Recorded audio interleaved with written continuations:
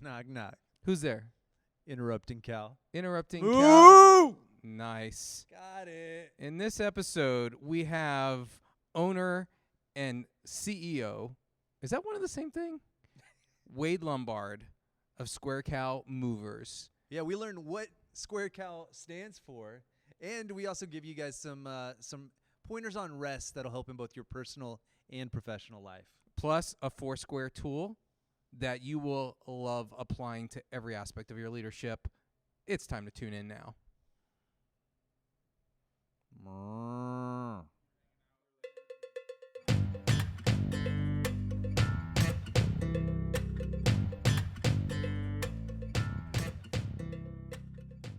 Welcome to the Purpose Pro podcast. Our mission is to connect you to your unique design and purpose. If you love learning simple and effective ways to lead yourself and others well, this podcast is for you. And on this episode, we have the one and only Wade Lombard, entrepreneur, owner of Square Cal Movers, and honestly, someone who's, in my opinion, just getting started in his leadership influence. So remember this name, ladies and gentlemen. No pressure. No pressure whatsoever. He's going to bring it. Welcome. Thanks. Yeah, I'm glad man. to be here. Thanks for having me out. I'm excited. Good. So I realized as you were saying that for every episode we say the one and only, which, I mean, plays to like the unique design and purpose, but also feels like you're special just like everybody else. Yes, Wade is special just like everybody else. Yeah. He, too, was created in God's image, just like everybody else. Wade, God's masterpiece. Yes.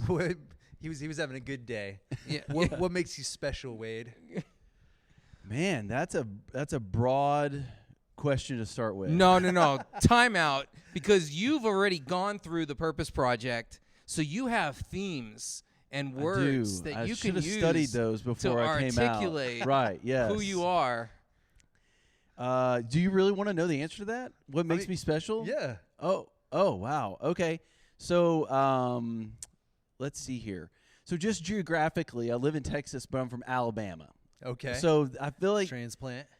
So one of the things I always try to do, every stereotype you've ever heard about people from Alabama, they're all correct. Okay? And so I represent Bama, and in case for those listening, maybe I don't know when they're listening, but college football starts this Saturday. Yeah. And I just want to put that out there because it's important. You know, the greatest leader, I take one of the greatest leaders I take of all back time. my question. No, Wade. it's a great start. Let's just move into the hook 'em. I mean, does this mean you married your cousin?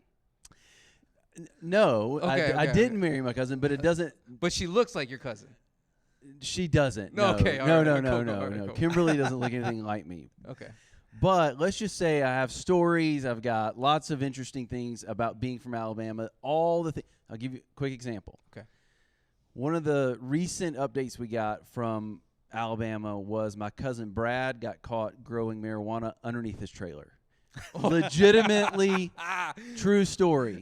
Can we get Brad on this podcast next week? Entrepreneur Brad. Entrepreneur Guys, Brad. This guy, he's a go-getter. Okay. He did get busted. He's not in jail right now, but those are the updates we get, and they come pretty frequently, and they're a lot of fun. Oh, I love it. That was a very smooth way to answer Zach's very pretentious question. It was.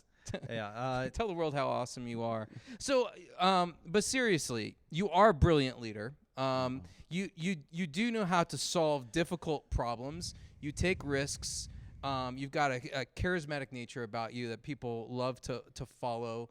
And so you've leveraged that well so far in the, I would call, the early start. And I mean, you may feel old, but you look like you just graduated from high school, really. So This is great. yeah.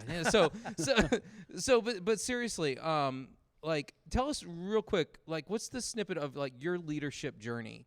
You know, stepping into recognizing, okay, I think I'm a leader, to how, you know, where you are today. Yeah, so I think what's interesting is I think most leaders go through, how poor of a leader they are to learn that they can be a leader. Mm-hmm. And so one of the first examples I have of that, I graduated from college, this Lee University in East Tennessee. It's a faith-based school, and love where I went to school. It's where I met my wife. Both my sisters met their husbands there, and we just have a lot of fond memories. Well, I went on to work there for the president of the school right after I graduated from Lee, and I noticed I had a lot of influence. I'd walk into a room, and I would ask for things to be done, and they would be done. Well, what I didn't realize is that I had attached myself to his leadership. And so they knew where I worked and who I worked for. Had nothing to do with actually anything that I had done. I was not especially charismatic or good at leading, but I thought I was a good leader. And it was when I exited that job and actually tried to lead that I learned that, wow, I'm not a great leader, and I've got to learn this from the ground up. And what happened, we started Square Cow in 2008, and my brother-in-law, who is my complete opposite, is my business partner, quiet, Enneagram 9, the nicest human I've ever met in my life. We moved furniture every day for years. I never heard him complain. To this day, I can't remember him ever complaining. There was a lot to complain about, by the way. And I remember he would get more out of our guys than I could. And he had this just sweet, subtle, nuanced, influence about him. And I would just get so frustrated. And I watched him, and I literally kind of learned. And I was like, okay, you can attract more bees with honey, right?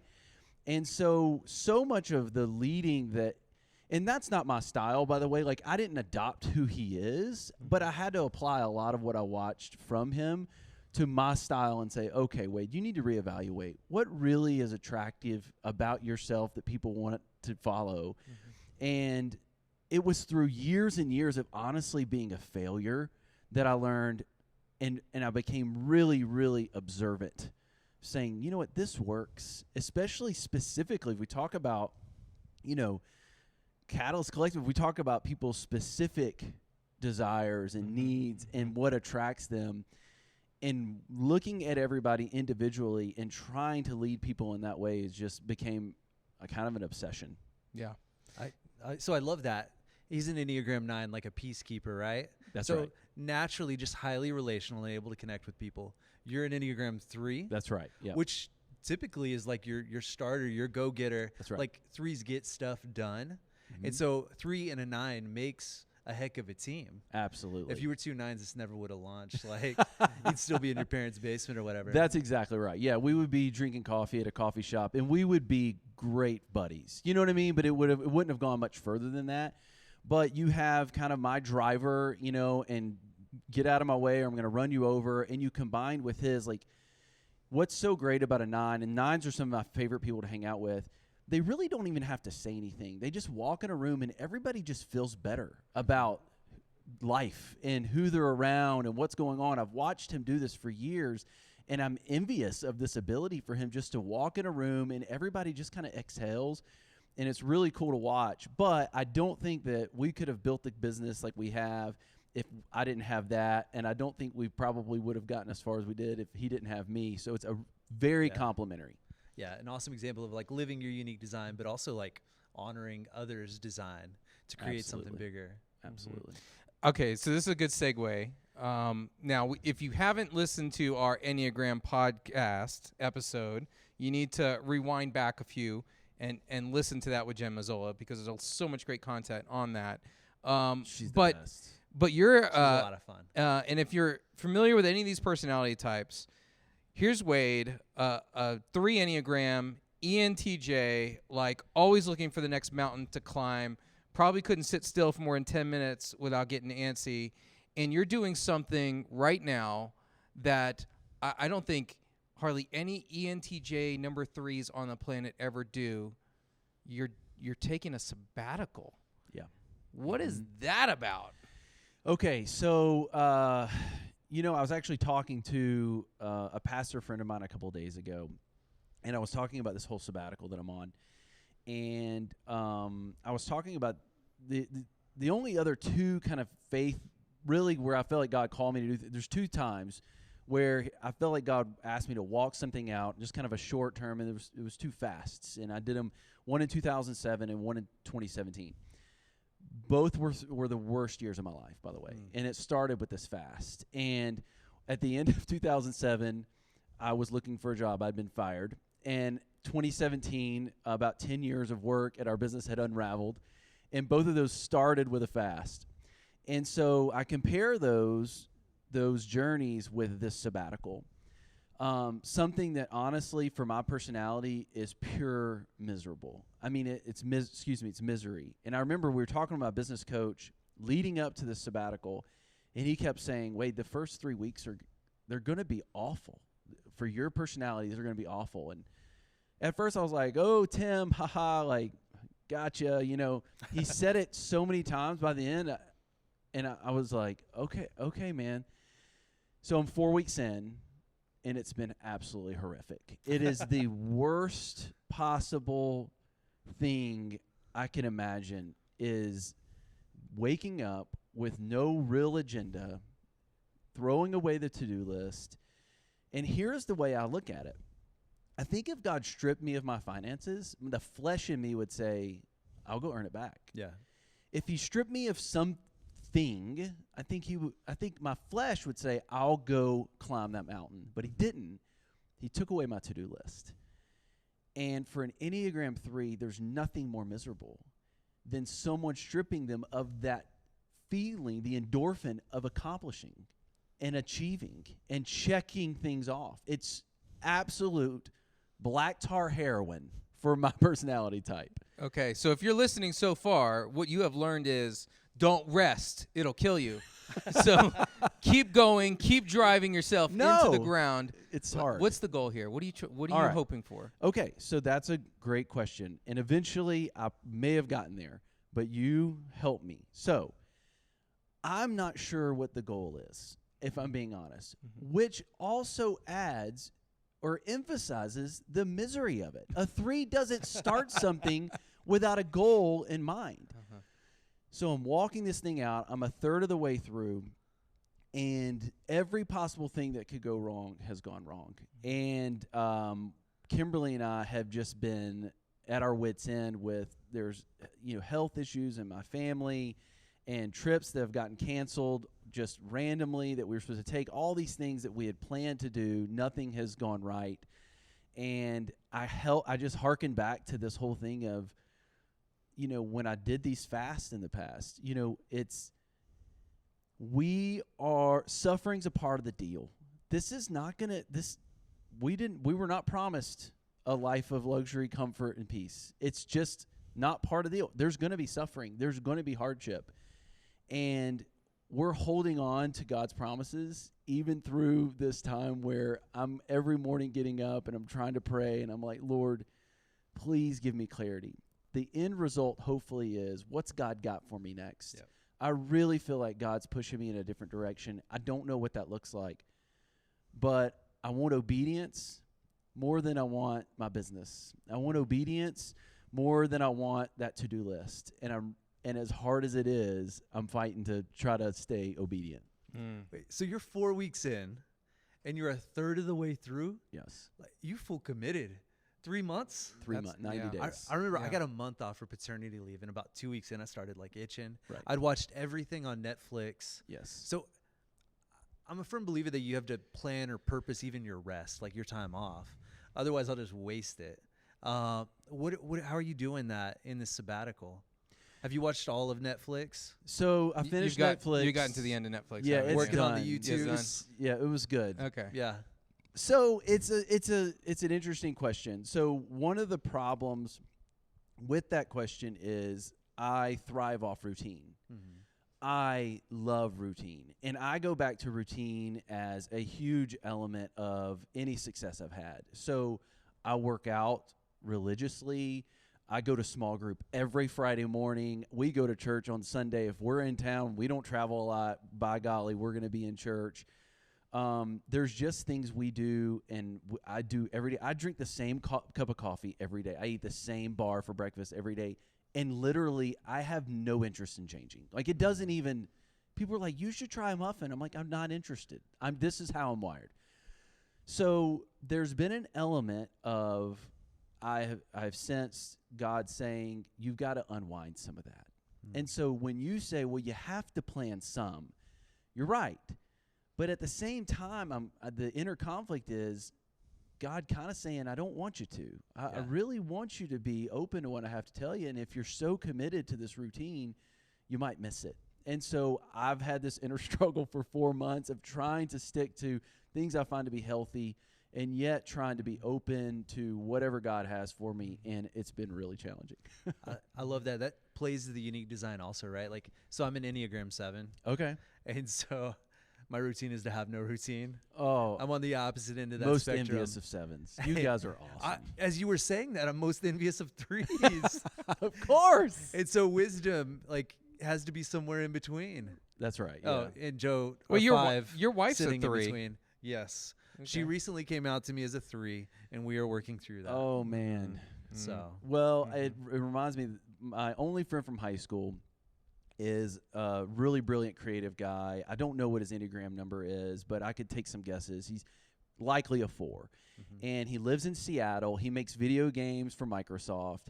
He gets up at 10 a.m., goes to the office about 11, works till about 11 at night, then goes to dinner.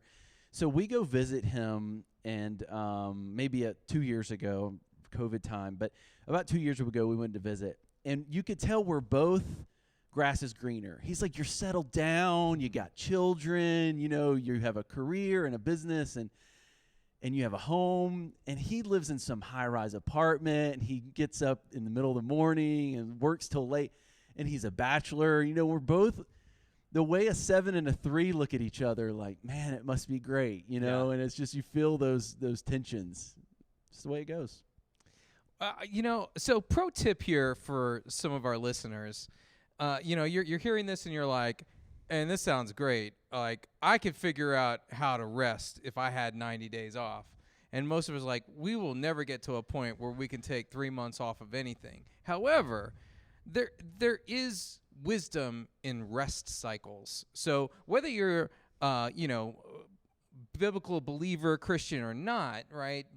There was something to that 7th day of pause and rest that our bodies and minds and souls were meant for, right? And so leveraging rest and doing it well, I think, is something that's super important. One of the things that I think you're experiencing, and I think what I'm hearing you say is you want to experience more of it, but when you get into these rest cycles where you're cutting back on the things that you could fill up your time to do, it's giving you space to be, to think, to hear, to listen. Like, those are all the key moments. What if we look back on what were the things that we did that moved the needle the most in our lives? Oftentimes those thoughts came to us in moments of rest. And so I think there's something here that we all should challenge ourselves with, whether we can take a sabbatical or not. But I'm interested in this. Here's a theory I have. Okay. You know, a lot of organizations now, you know, especially if you work for tech companies, software companies, whatever it is, they're all moving to this whole unlimited vacation model, right? We don't have a cap on how much time you can take off. And the reason why is they're finding that people who work under unlimited vacations actually take less time off work than those that have the 2 weeks or 3 weeks and use it because they don't want to lose it. So it's actually getting more productivity out of people, not less. I'm interested though to think about, because my wife's job gave her a month off of work, which is unheard of. Like, manager in, you know, a very fast growing IT company, because of the culture, because they want people to have that balance, and she came back, you know, strong, focused, refreshed, and I'm thinking to myself, this could be a little bit of where we're headed, where companies are headed, like to recognize, how do we give our people rest and not the other way around, thinking like, how do we squeeze the most out of the 40, 50, 60 hours we're going to get from you? Like, absolutely. You know, you hire, you lead people. How do you handle burnout and recognize when people need rest? It's really challenging. And having a business that's very seasonal, we really focus on and strategically look at different seasons and look for burnout, because it's going to happen right now in August, September. The busy season's the summer, and we start losing guys' attention, their or attention to detail. They start making mistakes, and all of these are signs. when we see our damage rate go up, even if it's a half a percentage point, we know we're locked in after 13 years. We know these guys are tired. And it's very challenging for a business like ours where if you're not running trucks, you do not have a revenue. It's that simple. Give you an example. Early on, we decided we're not going to work on Sundays. At the time, this was $1,000 a month decision. Like $1,000, we can make it, right? Because we only had 3 trucks. Well, when you have 70 trucks, this is a hundreds and hundreds of thousands of dollars a year decision. Well, people call us and say, I need to move on to Sunday. We say, I'm so sorry. We reserve that day for faith and family. Again, easy decision 13 years ago. Much more challenging the more revenue you're giving up. So one of the things we've done is we say one day of the week we're not going to be open, even though it's one of the biggest moving days of the week, even though our competitors are open. So that's big for us. Second is this time of year, we look for the signs.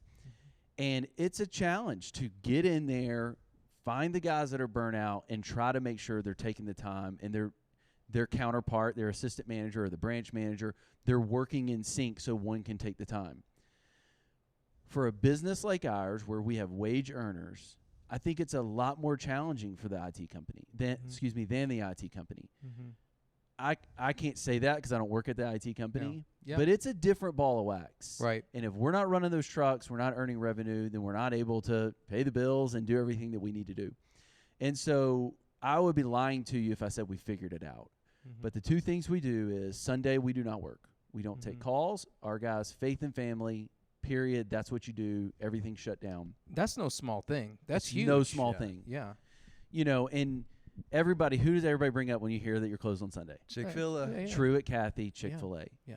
And I remember hearing Truett Cathy when I was in college. He came to the university and spoke, and he said that all his constituents, Burger King, McDonald's, they all looked at him and said, you will not make it if you're not open on Sundays. You will not make it. And to see how much more revenue that Chick-fil-A does than the average other, I think it's 5X. It's something crazy. But it's looking in the face of someone saying, you cannot do this. You cannot give your team rest. You cannot focus on faith. And you're saying, watch me. Yeah, he must have been like, okay, not only will we do more revenue, but when I'm open, my line is going to be so long that they're not going to be able to get into the restaurant next to me. And that's true. If you're in a Chick-fil-A, have you ever seen a Chick-fil-A right next to another fast food restaurant? It's depressing. You can't actually get to the drive-thru of the other fast food restaurant because the Chick-fil-A line's so long. That's right. But you're going to be in it for less time. That's right. Yeah. Right? Like he's also redefining industry standards and what it means to serve people. Yeah. Okay. They're doing something right. You're onto something. So this is good. This is really good. And so I want to ask you about the development square. I had never heard of this before you showed me this. Sure. But I think it was brilliant the way you use it and how you help set people up for success with it. Right. And I think anybody can apply this philosophy to something they're leading or having influence on. So could you tell us what that is and how you're leveraging it, Square Cow? Absolutely. So what's interesting is you said anybody can use it. Well, the truth is everybody goes through the development square, whether you like it or not. And every time you start something new, you start at D1. You have a child, you're at D1. You start a new job, you're at D1. You go to a new church, you're at D1. Okay, so you're saying D1. I want people to picture. I'm going to define it. Picture a 4 square. That's right. That's exactly right. And yes. top square. 4 D1. squares. Okay. So D1 is the top left quadrant. Okay. And it's the honeymoon phase. Okay. Everybody likes D1. So the way you describe D1 is you don't know what you don't know. Okay. So it's exciting. It's new. It's fun. Just got hired. Hired. Look how cool this building is. I heard they give unlimited vacation time. This is it's gonna be amazing. Did you know Square Cow pays $40 an hour? Yes. Okay, I'm on sabbatical. Maybe some things have changed. I don't know. did not know that. Yeah. We charge close to $40 an hour, a little more than that. Okay. But anyway, so D2 is the second quadrant. Yeah. It's to the right. It's the misery stage. I now know what I don't know. I'm now aware. I don't know how they like these reports. You know what? I'm going to have to work till 10 o'clock 2 or 3 nights a week just to get everything done. You know what? My parking space is really far from this nice building. Everything starts to set in. Honeymoon's over. I'm now aware of all that I don't know, and it's a lot. D2, miserable. D3, you're coming around the end to the next quadrant. That's the confidence stage. I now know what I know. That's how you describe it. It means, okay, I've been here for a little while. I know how this kind of thing works. I've been to the meetings. I'm used to the walk. I got it now. I know. I don't know if he's describing a business or our marriages at this moment, right? Are you feeling that too? Oh, yeah. Okay. Oh, everything okay. you start, right? Okay. So the fourth is the last quadrant, and it's I don't know what I know, which means I do it so it's the mastery stage. I do it so well. I've been doing it so long. If you were to tell me, hey, how do you raise children, and your kids are already in college, you're kind of like, I don't know. I mean, you just raise them. Because you're already past it. You've done it so much. It's like second nature. You can't even really describe it anymore. So here's what we realized at Square Cow. Go ahead. Okay. No, so tell me how this applies. So I just started at Square Cow. I'm one of your new movers. Right. Movers. That's right. Okay. Movers. Movers. Okay. And so Joe, you just started with us. Yeah. So I want to tell you about the development square. Okay. So here's where you started in D1. Mm-hmm. That means you're not really sure what you got yourself into today. We're going to put you on a truck. We're going to give you a shirt. We're going to throw you in. And right now it's kind of exciting, right? Yeah. We just gave you your pay. We just hooked you up with all the shirts. You were just at the square, which is our fun every morning at 7:45. Totally. It's loud. Everybody's excited. Let's go. So everything is in D1, man. We're excited. I'm a little nervous about moving that piano, but I'm excited. Yep. That's right. Yes. Yeah. Little nerves, but you're good. Yep. You quickly jump into D2 at our business because within a few minutes, you're on a job and you're moving furniture and you're moving boxes. Mm-hmm. And it's right now in Austin, I think it was 100 and something. I think it feels like 107 today. Mm-hmm. You're quickly in D2 because tomorrow you wake up, you're sore. I now know what I don't know. I'm not really sure how pianos move. I don't really think the driver likes me very much. Does the customer buy us food or do I bring food? I now know all the things I don't know, and I don't know a lot. So our goal at Square Cow is how quickly can we get them from D1 to D3? Mm-hmm. How can we get them from honeymoon to confidence? And if we can get them there quicker, because here's what we know. If we don't get them to D3, they're gone. Mm-hmm. Some guys, they won't last a week. Some guys, here's what we found out. If they can make it 30 days. 30 days is our mark. So we put it in their head. We say, hey, listen, it's going to be rough for about 30 days. Because you're going to start in D1 this morning. Mm-hmm. Everything's great. Everything's fun. New guy. It's awesome. Roo, rah, rah. Hey, in a few minutes, you're going to be in D2. But we'll tell you this. You're going to be in D3 if you'll make it 30 days. And in 30 days, here's what you're going to realize. Your body's not going to hurt anymore. And you're going to understand the rhythm of a move. And you're going to walk in a house. You're going to say hello to the client. And you're going to know exactly what to get. No one's going to have to tell you. Mm-hmm. And what you're going to find is you're going to start losing weight. You're going to feel better about yourself. And as soon as you get into the confidence stage, man, you're going to take off. And before you know it, we're going to make you a driver. You're going to make this much more money. But our goal right now is just to get you through D2. But we want to let you know it's coming. And it's going to be hard. Can you do it?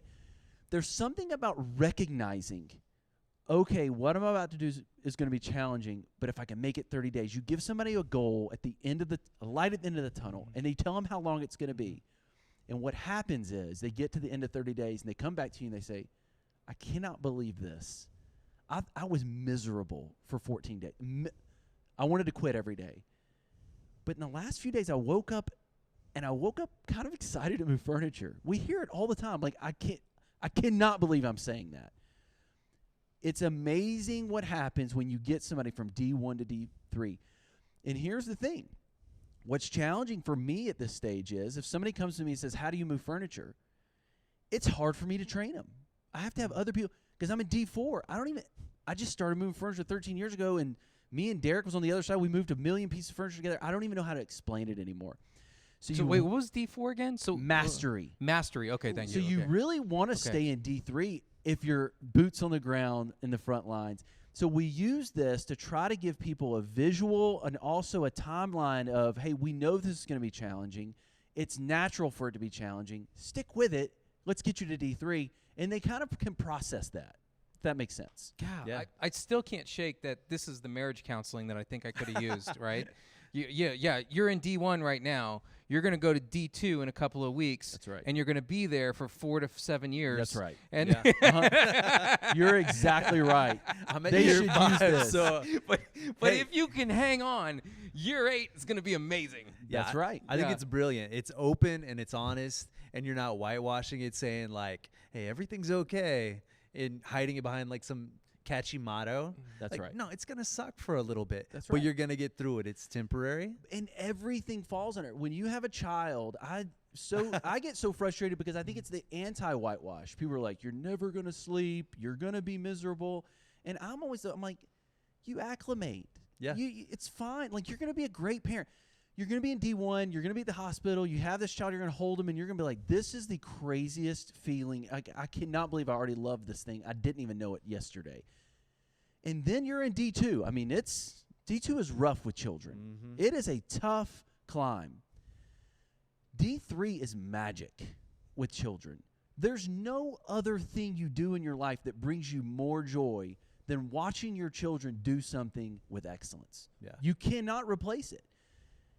So it applies, I feel like, more with parenting than anything else. In marriage, too. But parenting, because it's so rough in D2, if you can just see D3 in the just at the end of the tunnel, man, it's a game changer. I see this everywhere, man. Like exercise, Absolutely. dieting. Like there's a start strong. It gets hard real fast. You got to push through the hump because you're going to get to a spot where you hit a rhythm. Right. But so your typical goal setting. Let's think about, you're listening right now. Think about any goals you have, and especially goals that you can't get to alone. Right? Think about, you haven't started yet, but you're excited about starting, or maybe you just started and it's kind of still new and fresh, right? Do you know how it's going to get hard? Have you envisioned the roadblocks ahead, and are you, we call it taking a throat punch. Do you know what's going to come at you?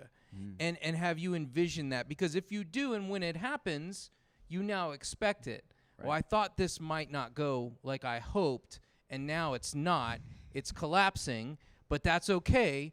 I'm going to get through this season because I recognize I must be in D2, right? For instance, let's pretend you were on sabbatical. Hypothetically. This is exciting. Well, I'm gonna be at home all the time. Kimberly, we want to go out on jet skis in the middle of the day? We can do it. I've been at D2 since like day 2, so I'm looking to D3. It applies to every new thing you ever do. You start a job, then you get a promotion, you go back to D1.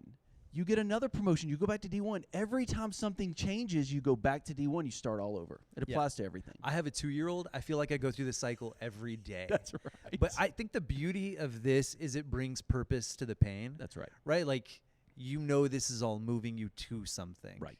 And so whether that's parenting or your business, and yeah, like you're saying, sometimes you can plan on the throat punches you're going to take. Like, you can map out your threats. And then sometimes, like this last year, COVID, stuff just happens. That's right. Mm-hmm. But if you come into it with this mindset, you can take it on. We had a manager, his name was Walt, and I remember he was hardcore in D2. He was struggling. And I went to see him, and he was at our South Austin location. And he said, "I'll be honest with you, Wade, this is harder than I thought it was going to be." He's a manager. And I said, "Walt, you're married." He said, "Yes, sir." I said, "Marriage easy?" He said, "No, sir." "Is it worth it?" "Yes, sir."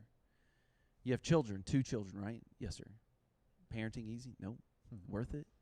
I said, "Walt, you name me one thing in life that's worth it that's easy." Nothing. Everything that's worth it has to go through D2. And if you do not go through D2, I'm telling you, it is garbage, and you're not going to hold on to it. It's not going to be worth holding on to. Mm-hmm.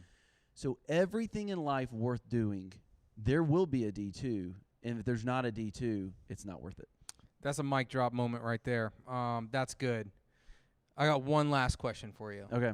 All right, you're fighting to get through this rest cycle where you're Yeah. actually resting and Mhm. thinking, would you look forward? What's your greatest hope? What are you inspired by right now as you look out into the future? That's a great question. You know this because I send you podcasts all the time. You do, And yeah. so that's kind of my new touch for you is Yeah. communicating through podcasts. Yep. listen to this. This will change your life. Yep. Okay. And so I'm inspired by a lot right now. And so I'm in this stage where I'm listening to a lot, I'm reading a lot, I'm praying a lot, and so I feel like there's a lot going on inside of me. And you did not pay me to say this, but I'm going to say it anyway. I really, really love watching people work within their gifts. I really love it. And I remember one of, I'm not supposed to have favorites, but one of my favorite employees ever, her name's Rebecca. She came to Square Cow, and when she came to work for us, she was living in a storage unit. And she'd gone through recovery. She was trying to put her life back together. It was bad. And she came to us, and she was a packer. She just packed boxes for us. And we saw something in her, and we said, why don't you jump on the phones? We think you'd be good on the phones, selling on the phones. Everything she did, she excelled in. She showed up early. She worked hard. And so we said, look, we want you to be outside sales. So that means we give her a car with insurance, a salary with commission, and she absolutely killed it. She did amazing. She actually just left us for a better job after many years, and I was so happy to see her. I really was like, go, do it. You're awesome. There's something about seeing someone go from this just place of destitution to being truly confident because they're working within their gifts and they're doing something amazing and they didn't know they had it in them. And so, I'm the guy who I will watch TikTok. I love TikTok, by the way. I think it's amazing. So I'll watch TikTok videos and I will see just snippets of somebody doing something. And I'm like, you were born to do that. And so that's what I'm trying to figure out for myself. What gives me hope is this idea of God's going to reveal to me exactly what I'm supposed to be doing and how it fits into his plan. And if I'm being obedient, I'm going to jump in with both feet. That gives me hope, and I would hopefully that's what I'll do. Well, we're hoping that revelation comes sometime in the next 8 weeks. Me too. But if not, I think I know that you're going to continue to fight for it. Yeah. And you're not going to settle. So, man, thank you. So thank you for doing this. Thank you for being here. As you heard Wade point out, if you're in that place where you're searching too, like you recognize, man, I could use a cycle of rest. I need to hit the pause button, maybe reevaluate some things. We encourage you to go to purposepro.org and start your journey with us. We can absolutely help you take a pulse on your unique design, where you've been, where you're at, and where you might want to head in a way that you've never thought about it before. So that's purposepro.org. Go check that out. Also, you want to follow Wade's journey. We're going to put links to all your social media accounts so people can stalk you in the show notes. Nothing special. Right. Yeah. So you want to get on that, because I think it's only a matter of time before Wade starts podcasting or speaking on his own, and you're going to want to follow him and do all that kind of stuff. And hey, by the way, if you're looking for a job or know someone who needs a job, Square Cow Movers. That's right. SquareCowMovers.com. You need to check it out. We're in Austin, Houston, Dallas, and Denver. So no matter where you are, we may be nearby. Yeah. In Denver, is that because of the weed that your cousin Brad like? Brad. I'm seeing a connection here. Full circle. Brad has nothing to do with it. Thank you. But All the right. connection between Denver and Austin, we were just moving a ton of people. It made sense. So. Okay. Huh. All right. Interesting to know. Well, yeah, I've heard that people who can't afford California move here, and people that can't afford to live here anymore move to Denver. That's so, right. Yes. Okay, you're onto something. There you go. Right. Quick question, just to wrap it up. Square Cow, how'd you get the name Square Cow? Oh, Was it just from that mover pun? We're adding an O to movers, and Okay. so that's where we get our cow. And so my roommate in college is a marketing guy, and he came up with it. He developed it, and he's still doing all of our marketing. And I'm a part of his business, and it's a brand strategy business. And when he called me, I was at the doctor's office with Kimberly. She was pregnant with our second. And I'd said, hey, we want to do something in moving. And he said, what do you think about Square Cow Movers? I'm like, I don't know. That's genius. Immediately I was like, that's good. And so we grabbed onto it, and that's it. The rest is history. Love it. Yeah, Okay. thank you. How many TikTok dances have you mastered over this first month. Well, here's the deal. TikTok learns you. You know, I'm not Yeah. a dance guy. It sends me Okay. all the stuff, you know, a Yeah, lot what of part of TikTok faith-based are you stuff, in? a lot Okay. of motivational stuff. So it sends me the stuff I like. Nice. Man, if God tells you to be a TikTok star coming out of this, I'm really gonna laugh I'm my ass praying off. That's into gonna it. be Yeah, good. yeah, yeah. That's God. You have a sense of humor. There we Please go. let that be what you speak to Wade. All right, man. Well, thank you, and thank you for tuning in to another podcast. This season's been awesome. We love your comments, feedback. Hit us up if there's anything that we can help you with, or you have ideas for future episodes. Send them our way. So until next time.